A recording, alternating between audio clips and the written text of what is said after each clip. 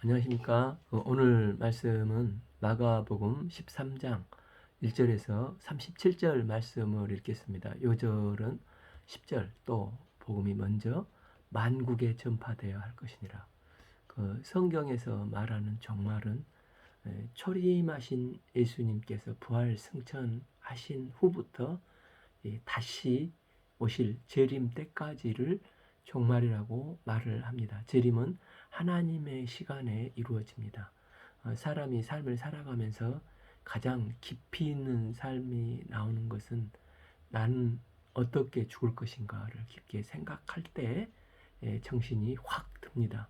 이렇게 살면 안 되지 하고 생각할 때 역설적이지만 삶은 가장 제대로 된 이 삶을 사는 것입니다.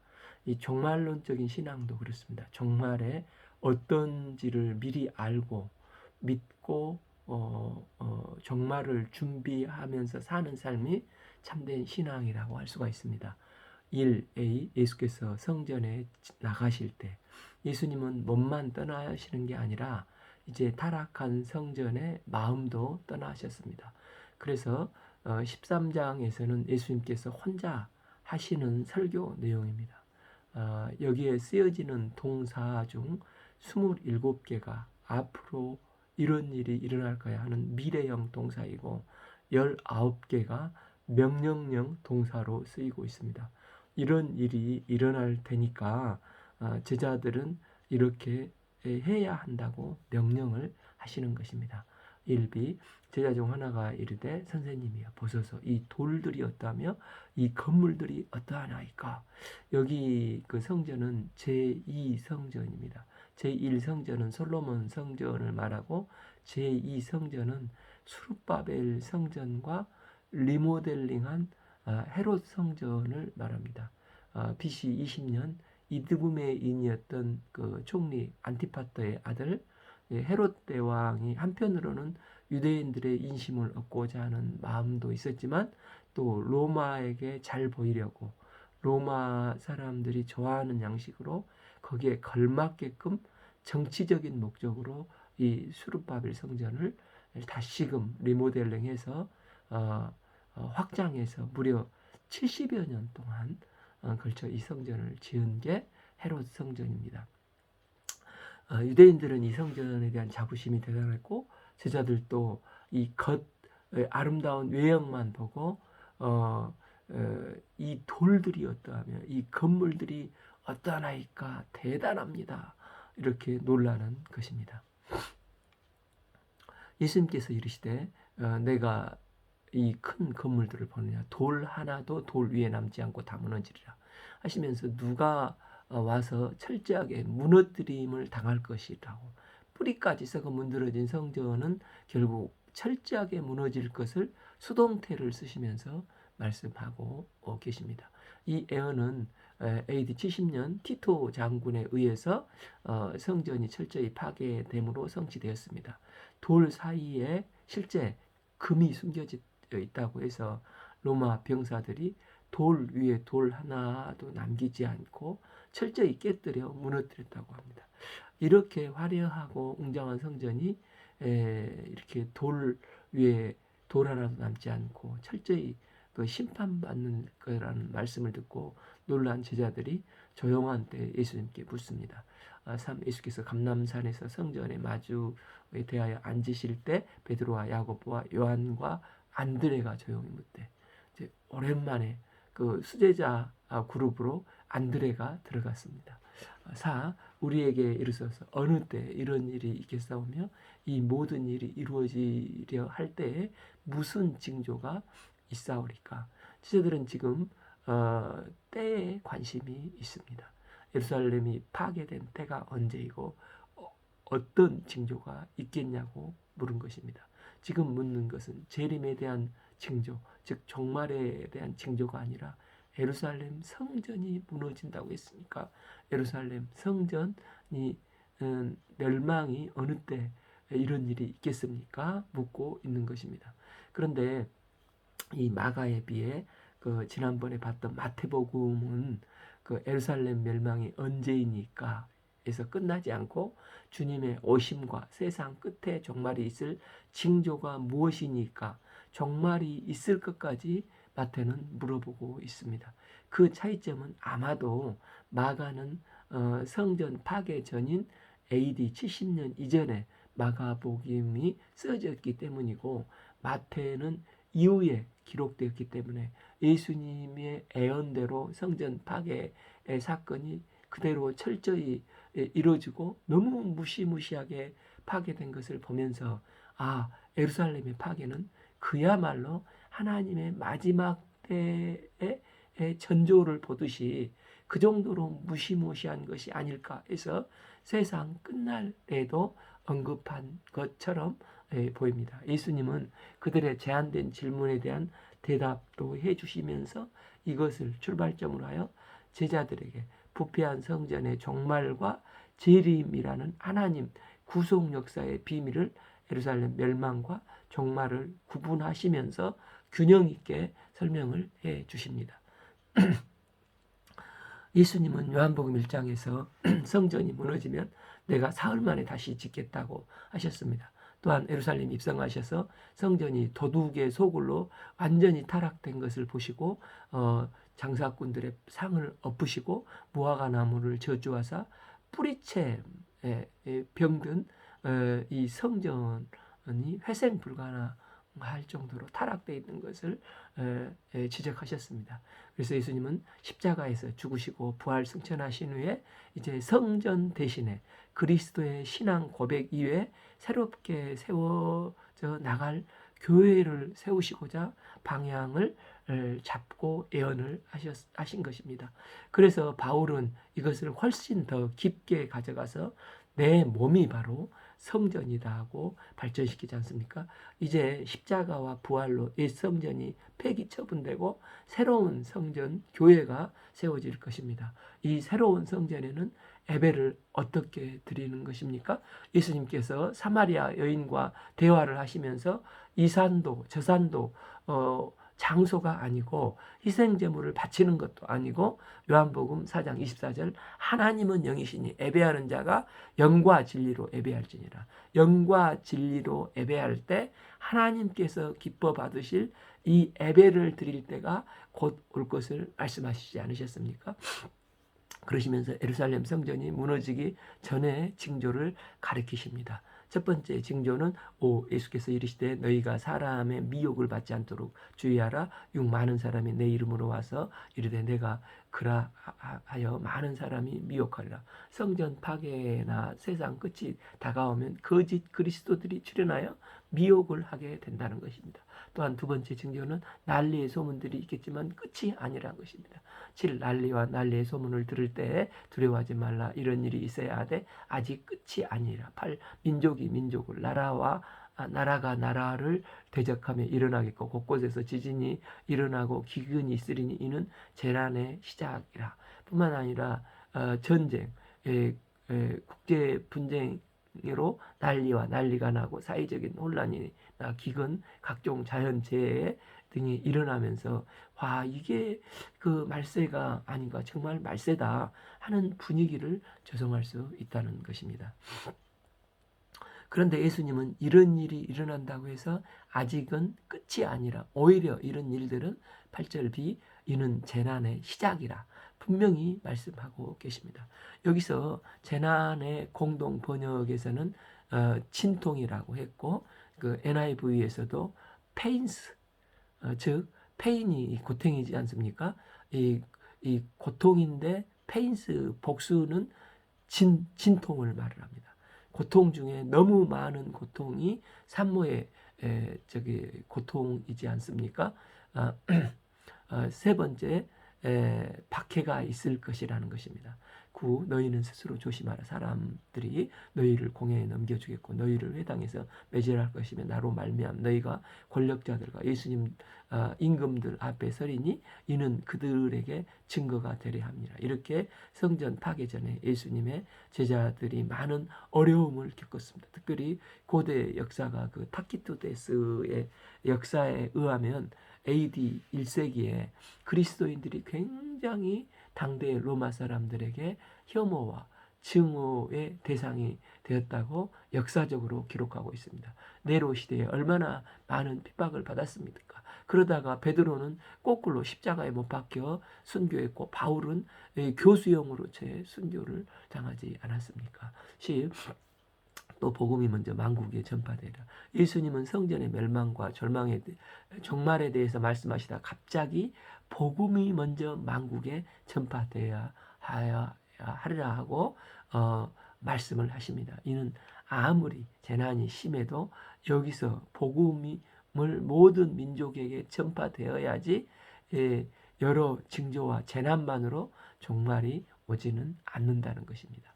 복음이 먼저 만국에 전파되어야 비로소 세상 끝이 온다는 것입니다. 즉 전도도 예수 천당 불신 지옥하고 툭 던지면 끝내는 게 아니라 복음을 증거하고 또 잘 가르쳐 바른 신앙, 바른 신학으로 온전한 예배자로 세우는 데까지 세우며 해산의 수고를 감당하여 모든 민족에게 복음이 이렇게 점차적으로 증거되어야 종말이 온다는 것입니다. 사도행전에서 사도들은 사도행전 1장 8절 땅끝까지 가서 증인이 되라 말씀을 순종해서 땅끝까지 나가서 충성스럽게 이들이 복음 역사를 섬겼습니다. 이들은 이 복음 역사를 선포하기 위해서 이스라엘의 한계를 뛰어넘어서 땅끝까지 일루곤까지 나가서 10명의 사도들은 다 순교의 길을 갔지 않습니까? 이 95세의 요한은 에베소의 7개 교회에 가서 끝까지 주의 복음을 증거하다 계시록을 쓰고 유일하게 자연사를 하지 않았습니까?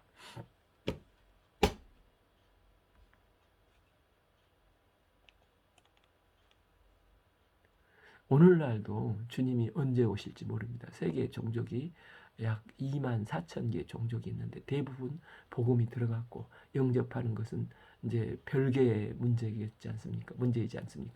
그러니까 남아있는 미종족 종족이 약 1,300개 정도 남아있다고 합니다. 2017년까지 한국 선교사들이 2만 7천 명 정도 세계 선교에 나갔다고 합니다. 그런데 2018년부터 이 증가율이 지금까지 쭉 증가되다가 이제 0%로 그래서 이제 이후로 점점 줄어드는 것 같다고. 물론 이제 코로나도 있었겠지만 이런 추세라는 것입니다. 때문에 우리 성도들은 주님이 오시는 그날까지 내가 서 있는 이곳이 땅끝이라 생각하고 주의 복음이 만국에 전파될 수 있도록 내 이웃에게 사랑하는 사람에게 만민에게 복음을 증거하여 구속 역사에 귀하게 주님의 재림을 앞당기는 구속 역사에 쓰임받는 은혜를 덧입기를 기도합니다. 10일 사람들이 너희를 끌어다가 넘겨줄 때 무슨 말을 할까? 염려하지 말고 무엇이든지 그때 너희에게 주시는 그 말을 하라. 말하는 이는 너희가 아니요 성령님이시니라. 12. 형제가 형제를 아버지가 자식을 죽는 데에 내주며 자식들이 부모를 대적하여 죽게 하리라. 13. 또 너희가 내 이름으로 말미암아 모든 사람에게 미움을 받을 것이나 끝까지 견디는 자는 구원을 받으리라. 그래서 더 강조돼야 될 부분은 나의 그 삶에 적용시켜서 잘못된 과거의 삶은 끝이 나고 이것을 정말로 보고 이것과 단절시키기 위해서 나는 주님의 말씀을 붙잡고 어떤 진통을 겪었나 잘못되고 죄악된 습관과 가치관의 종말을 고하고 마치 마가복음 1장 1절처럼 그리스도의 복음의 시작이라 이 아르케 그 시작이 아르케이지 않습니까? 내 삶에 적용시키도록 끝까지 인내의 시간을 가져야 한다는 것입니다. 끝까지 견디는 자는 구원을 받는 것입니다.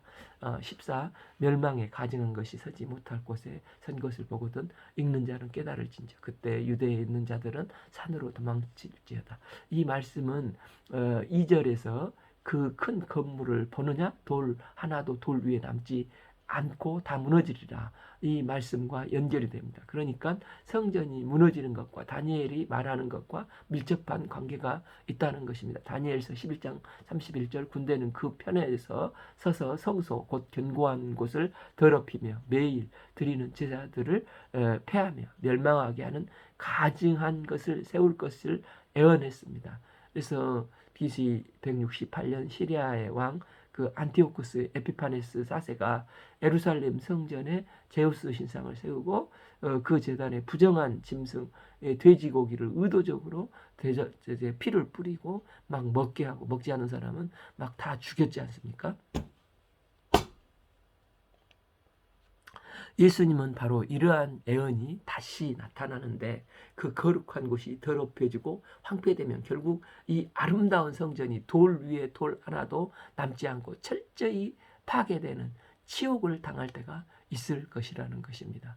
그 AD 65년에서 70년 로마의 예루살렘 포위 상태에서 멸망에 가증한 것이 세워지고 그것들과 연관이 있지 않습니까? 이때 15 지붕이 있는 자는 내려가지도 말고 집에 있는 무엇을 가지러 들어가지도 말며 16 밭에 있는 자는 겉옷을 가지러 뒤로 돌이키지 말며 17 그날에는 아이 벤 자들과 젖 먹이는 자들이 화가 있으리로다. 아이에게 젖 먹이는 자는 여자가 100가지 불러있으면 얼마나 피난 가기가 불편한 조건이 많고 또 적들에게 노출되기 쉽겠습니까? 18. 이 일이 겨울에 일어나지 않도록 기도하라. 이 팔레스타인에서 겨울은 비가 많이 내리는 우기철이지 않습니까? 그러다 보니까 땅이 질퍽한 진흙지성이가 되어서 말 타고 도망가기도 수레를 끌고 이동하기가 매우 힘들기 때문에 겨울이 되지 않도록 기도하라는 것입니다. 19. 이는 그들이 환난의 날이 되었습니다. 하나님께서 창조하신 시초부터 지금까지 이런 환난이 없었고 후에도 없으리라. 성경에서 이런 환난에 어떤 특정한 날을 제목하려는 게 목적이 아니고 이 심판이 그만큼 무시무시하고 두려운 날이라는 것을 말씀하고 있습니다. 그러니 이 말씀은 성전 무너지고 멸망한 때도 되고 또 주님 재림 전에 무시무시한 환난에도 적용이 되는 것입니다. 이날은 1차적으로는 예루살렘 멸망이고 마지막 재림 전에도 이와 같이 무서운 환난이 있을 것이라는 것입니다. 이런 환난에 주의 제자들이 두려워하지 말고 맡겨주신 복음 중고에 다만 힘써야 합니다. 이런 환난이 있으면 모든 재난이 내 시작일 뿐이라는 것입니다. 만일 주께서 그날을 감하지 아니하셨더라면 모든 육체가 구원을 얻지 못할 것이거늘 자기 택하신 자들을 위하여 그날을 감하셨으니라. 즉 아무리 환난이 극심하다 할지라도 하나님은 택하신 자들을 위해서 환난을 감해주고 환난에서 택한 자들을 보호하시고 지켜주신다는 것입니다. 이유가 무엇입니까? 하나님의 택한 백성들을 통해 하나님의 뜻을 이루시기 위해서 하나님은 하나님의 택한 자들이 복음을 증거하여 하나님 나라가 확장되도록 지켜주신다는 것입니다. 21. 그때 어떤 사람들이 너희에게 말하되 보라 그리스도가 여기 있다 보라 저기 있다 하여도 믿지 말라. 예루살렘 멸망 후에도 끝이 아니고 주님이 아직 재림하시지 않으셨습니다. 그날까지 많은 심판전에 있을 징조들이 나타나게 되는데 그 중에 하나가 거짓 그리스도가 여기 있다 저기 있다 하면서 사람들을 미혹하게 하는 것인데 믿지 말라는 것입니다. 그 이만이나 정멍석에 휘둘려서 거기에 빠진 사람들이 얼마나 미혹돼서 고통을 당합니까? 22. 거짓 그리스도들과 거짓 선지자들이 일어나서 이적과 기사를 행하며 할 수만 있으면 택하신 자들을 미혹하리라. 이 거짓 그리스도 선지자들은 어떤 식으로 우리를 미혹합니까? 데살로니가 후서 2장 9절에서 12절 성경 말씀을 가리키기보다 그들은 성경 말씀을 가리키기보다 능력과 표적과 거짓, 기적 그리고 속임수로 이런 것들로 성도들을 미혹해서 이게 낚싯바늘로 낚아채는 것입니다. 사실 예수님이 갈릴리 사역 공생의 기간에 이런 어떤 축사와 능력, 이적을 보여주신 것은 그것을 통해서 예수님이 누구신가, 예수님이 하시는 일의 의미를 이 십자가 부활의 복음에 나가도록 하기 위해서 주님께서 이 일을 행하신 게 목적이 아닙니까? 그런데 이 적 그리스도들은 그리스도께 인도하는 것이 아니라 자신들이 의도하는 것에 미혹하고자 빠져들게 하기 위해서 능력과 표적과 거짓 이적을 행하는 것입니다. 문선명이 그랬고 박태선이 그렇지 않습니까? 이 정명석이 그렇지 않습니까? 그러니 우리 예수 믿는 자들은 하나님의 말씀과 성령의 도우심을 바라보면서 기도로 단단히 무장할 때 이 사탄 마귀의 무서운 공격을 아무리 해도 하나님은 우리를 보호하시고 주의 은혜로 반드시 승리하는 날이 되는 것입니다. 23. 너희는 삼가라. 내가 모든 일을 너희에게 미리 말하였노라. 24. 그때 환난 후에 해가 어두워지며 달이 빛을 내지 아니하며 25. 별들이 하늘에서 떨어지며 하늘에 있는 권능들이 흔들리라. 여기서 그날 환난 후에는 새로운 국면을 묘사합니다. 여기서 환난이라는 단어는 누가복음 21장 21절에서 24절에 나오는 이방인의 때, 즉 이방인에게 질팔피는 때를 말하는데, 그때 성령의 도우심으로 택함 받은 자들이 복음을 증거할 힘을 덧입고 택한 자들이 복음을 받아들여 하나님의 자녀가 될 수 있도록 그날을 감해 주는 시간입니다. 그런데 그때가 지나고 24절 환난 한 후에 미처 준비하지 못한 자들에게는 어떤 징조가 나타난다는 것입니까? 즉 해가 어두워지며 달이 빛을 내지 아니하며 별들이 하늘에서 떨어지며 하늘의 권능이 흔들리며 무시무시한 경천동지의 환란이 천지를 흔들 것이라는 것입니다. 그래서 모든 피조물의 질서가 파괴되므로 꼼짝 못하고 파괴되어서 부들부들 떨면서 우주에서 막 떨어지게 다 된다는 것입니다. 이 날을 믿는 자들에게는 구원의 날이지만 믿지 않는 자들에게는 무시무시한 심판의 날이 영원히 될 거라는 것입니다. 26. 그때 인자가 구름 타고 권능과 영광으로 오는 것을 사람들이 보리라. 그때 우리 부활하신 주님은 모든 사람이 볼 수 있게끔 구름을 타고 그 권능과 영광으로 초우주적인 모습으로 이 땅에 재림하시게 됩니다. 주님은 초림하셨을 때는 마구간의 한 아기로 연약한 모습으로 오셨지만 주님께서 재림하실 때는 이런 우주적인 권능과 영광을 가지고 온 우주의 심판주, 재림주로 재림을 하시게 됩니다. 그리고 어떠합니까? 27. 또 그때 그가 천사들을 보내어 자기가 택하신 자들을 땅 끝에서부터 하늘까지, 하늘 끝까지 사방에서 모으리라. 마태복음 24장 31절에서는 그가 큰 나팔 소리와 함께 천사들을 보낸다고 하셨지 않습니까? 천군 천사들이 재림하신 예수님의 영원한 승리를 힘차게 빰빠라빰빠 주께서 재림하신다 하시고 온 세상을 다 듣도록 선포를 하는 것입니다.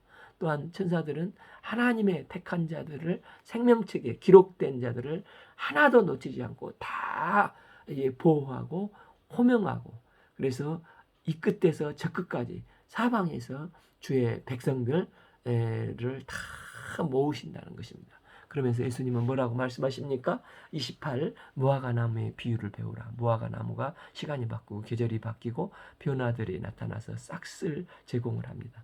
그 가지가 연화해지고 잎사귀를 내면 여름이 가까운 줄을 아나니 이 땅 위에서도 이런 사인들이 일어날 것이라는 것입니다. 무화과 나무를 보면서 가지가 연화해지고 잎사귀를 내면 여름이 가까이 왔구나.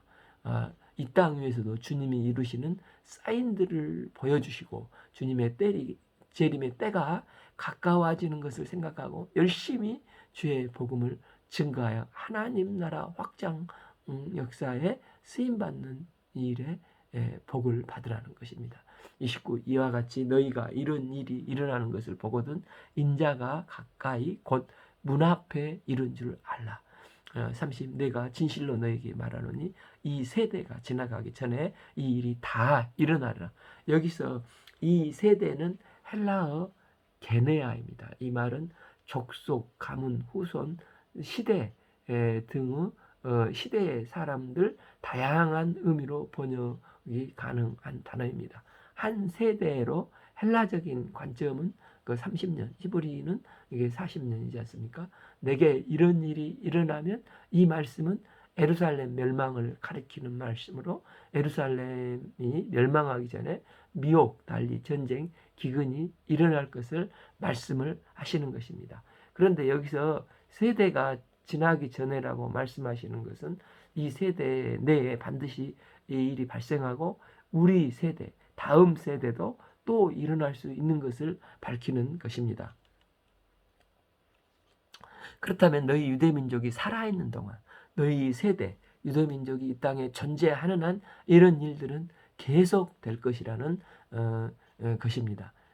즉 예루살렘 멸망 전에도 이런 일이 일어났지만 예루살렘 멸망한 후에도 이스라엘 백성들이 이방인들에게 붙들려 가서 짓밟히게 되고 예수님께서 재림하시기 전까지 이런 일은 계속되어 반복되다가 최후의 종말이 온다는 것입니다.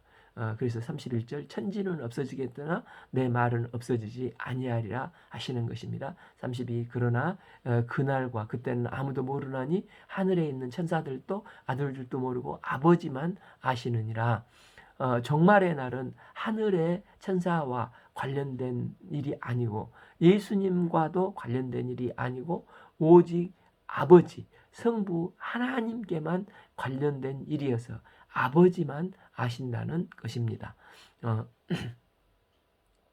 그래서 예수님은 성자의 역할과 성부의 역할을 구분을 하십니다. 사도행전 1장에서도 때와 기한은 너희가 알 바가 아니요 아버지의 몫이라고 아버지께 넘겨드리지 않습니까? 33 주의하라 깨어있으라 그때가 언제인지 알지 못함이라. 34 가령 사람이 집을 떠나 타국으로 갈 때 그 종들에게 고난을 주어 각 사물을 맡기면 문지기에게 깨어있으라 명함과 같으니라. 그러므로 깨어있으라. 여기서 깨어있으라는 것은 경계심을 늦추지 말고 긴장하며 기다리라는 것입니다. 누가복음은 기도하면서 깨어있으라고 말씀을 하고 있습니다. 집주인이 언제 올지 혹 저물 때일지 밤중일지 닭 울 때일지 새벽일지 너희가 알지 못함이라. 어느 주인이 여행을 떠나는데 종들에게 소중한 것을 맡기고 떠나는 것입니다. 그러면 종들이 사랑하고 신뢰하지 않으면 자기 마음대로 살겠지 않습니까? 그리고 주인이 돌아오는 시간 임박했을 때 잘한 척, 또 청소도 다 하고 이렇게 위장을 할 것입니다. 만약에 우리도 예수님이 언제 오실 줄 안다면 주인을 속이는 수단으로 삼기 쉽습니다. 평소에는 교회가 텅텅 비어 있다가 예수님이 오시는 날이 임박해서 대부흥이 일어나게 되는 것입니다. 이 사람들은 그렇게 하나님을 속일 수 있다 생각할 수 있다고 생각했는지도 모릅니다. 주님 오시기 전에 기막힌 타이밍에 절묘하게 죽게 돌아왔네. 내가 인생을 실컷 놀다가 노세노세 하다가 죽기 전에 주님께 돌아와 구원받아서 죽어서 천국 갔네. 자화자찬을 하는 것입니다. 주님은 자기 깨와 방종의 삶을 좋아하는 자들에게 언제 다시 오실지 그때를 가르치시지 않으시고 깨어있으라고 합니다. 이게 우리에게는 가장 큰 은총입니다.